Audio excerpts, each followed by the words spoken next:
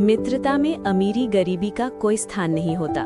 मित्रता की शुरुआत कृष्ण और सुदामा की मित्रता सांदीपनी ऋषि के आश्रम में शिक्षा ग्रहण करने के दौरान हुई थी।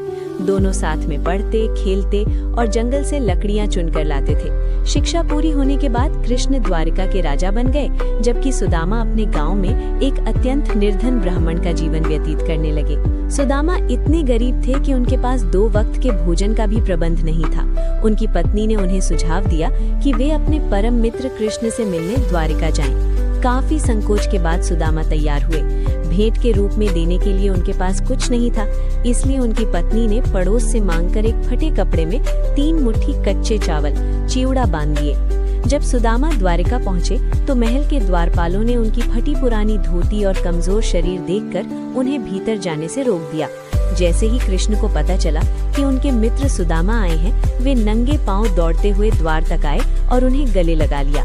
कृष्ण ने सुदामा को अपने सिंहासन पर बिठाया और प्रेमवश उनके चरणों को अपने आंसुओं से धोया। उपहार का मोल। सुदामा संकोचवश पोटली छिपा रहे थे, लेकिन कृष्ण ने उसे छीन लिया। जैसे ही कृष्ण ने पहली मुट्ठी चावल खाए, उन्होंने सुदामा को 1 लोक की संपत्ति दे दी, दूसरी मुट्ठी पर दूसरे लोक की। जब वे तीसरी मुट्ठी खाने लगे तो रुक्मणी जी ने उनका हाथ पकड़ लिया ताकि सुदामा को वैकुंठ का ऐश्वर्य भी न मिल जाए। सुदामा ने कृष्ण से मुख से कुछ नहीं मांगा और वापस अपने गांव चले गए।